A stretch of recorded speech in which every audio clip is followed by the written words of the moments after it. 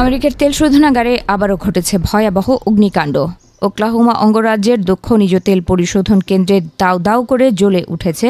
কয়েক ঘণ্টার চেষ্টায় তা নিয়ন্ত্রণে এলেও আমেরিকার অভ্যন্তরীণ নিরাপত্তা ব্যবস্থা প্রশ্নের মুখে পড়েছে। কারণ চলতি বছরে মাত্র ৩ মাসের ব্যবধানে এই ধরনের অগ্নিকাণ্ডের শিকার হয়েছে আমেরিকার আরও 5টি শোধনাগার। যান্ত্রিক ত্রুটি নাকি এর পেছনে অন্য কোনো ষড়যন্ত্র রয়েছে তা নিয়ে প্রশ্ন উঠেছে। 11 মে স্থানীয় সময় বেলা 11:15 নাগাদ ওকলাহোমার টুলসা শহরের পরিশোধন কেন্দ্রে আচমকাই আগুন লাগে।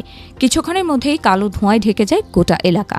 আকাশের দিকে উঠতে থাকে আগুনের লেলিহান শিখা, ফলে শোধনাগারের ভেতরের কর্মীদের মধ্যেও হুড়োহুড়ি পড়ে যায়। খবর পেয়ে সেখানে পৌঁছলে স্থানীয় দমকল বাহিনী ঘটনার সময় ধোঁয়ার কারণে তেল শোধনাগারের কয়েকজন কর্মী অসুস্থ হয়ে পড়েন। দ্রুত তাদের হাসপাতালে নিয়ে যাওয়া হয়। ওই কর্মীদের অবস্থা স্থিতিশীল বলে জানা গেছে। ওকলাহোমার ওই তেল শোধনাগারটির নাম সিনক্লেয়ার। অগ্নিকাণ্ডের পর বিবৃতি দেন সেখানকার এক উচ্চপদস্থ কর্মকর্তা। তিনি বলেন, তেল শোধনাগারে আগুন লাগার পর আমাদের নিজস্ব অগ্নি নির্বাপন ব্যবস্থাকে সক্রিয় করা হয়। তারাই পরিস্থিতি নিয়ন্ত্রণে আনে, তবে স্থানীয় দমকলকেও তৈরি রাখা হয়েছিল। এদিকে তেল শোধনাগারটিতে লাগা আগুনে পুড়ে ছাই হয়ে গেছে বেশ কয়েকটি গাড়ি।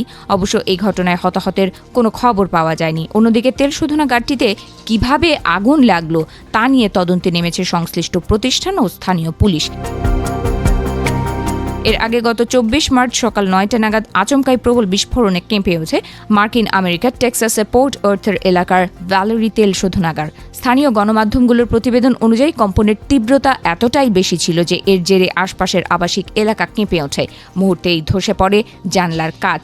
শুধু তাই নয়, সন্ধ্যায় উত্তীর্ণ হওয়ার পরেও সেখান থেকে কুণ্ডলি পাকানো কালো ধোঁয়া আকাশে উঠতে দেখা যায়।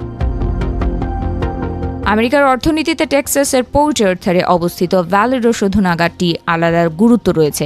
এর দৈনিক জ্বালানি উৎপাদনের ক্ষমতা প্রায় 3.8 লাখ ব্যারেল।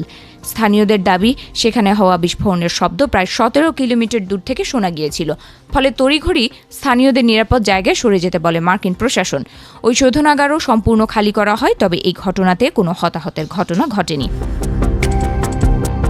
গত 5 মার্চ টেক্সাসের পেট্রোম্যাক্স তেল শোধনাগারে আগুন লাগার ঘটনা ঘটে, তবে খুব দ্রুত তা নিয়ন্ত্রণে আনা সম্ভব হয়েছিল। ওই কেন্দ্রে দিনে 25,000 ব্যারেল খনিজ তেলের পরিশোধনের ব্যবস্থা রয়েছে। এছাড়া 10 এপ্রিল টেক্সাসের এল পাসোয় অবস্থিত তেল শোধনাগারে আগুন লাগে। শোধনাগারের ভেতরের দমকল বাহিনী তা নিয়ন্ত্রণে আনতে পারেনি, ফলে আগুন নেভাতে হাত লাগায় স্থানীয় প্রশাসন। ঘটনায় কয়েকজন শ্রমিক সামান্য আহত হলেও মৃত্যুর কোনো খবর পাওয়া যায়নি। আর শুধু তাই নয়, গত 19 ও 20 এপ্রিল আমেরিকায় পরপর 2টি তেল শোধনাগারে অগ্নিকাণ্ডের ঘটনা ঘটে। সেগুলো হলো ওয়াশিংটনের বিপি চেরি পয়েন্ট এবং টেক্সাসের শেভরন পাসাদেনা পরিশোধন কেন্দ্র। 19 তারিখ বিস্ফোরণের পর আগুনের গ্রাসে চলে যায় প্রথম শোধনাগারটি। বিস্ফোরণের জেরে মারাত্মকভাবে জখম হন সেখানকার বেশ কয়েকজন শ্রমিক। দ্রুত তাদের হাসপাতালে ভর্তি করে স্থানীয় প্রশাসন। মে মাসের 8 তারিখে লুইজিয়ানার পিবিএফ এনার্জি চালমেট শোধনাগারে অগ্নিকাণ্ডের ঘটনা ঘটে। অল্প দিনের ব্যবধানে এভাবে একের পর এক খনিজ তেল পরিশোধন কেন্দ্রে অগ্নিকাণ্ডের ঘটনাকে কাকতালীয় বলে মানতে নারাজ মার্কিন গোয়েন্দাদের একাংশ।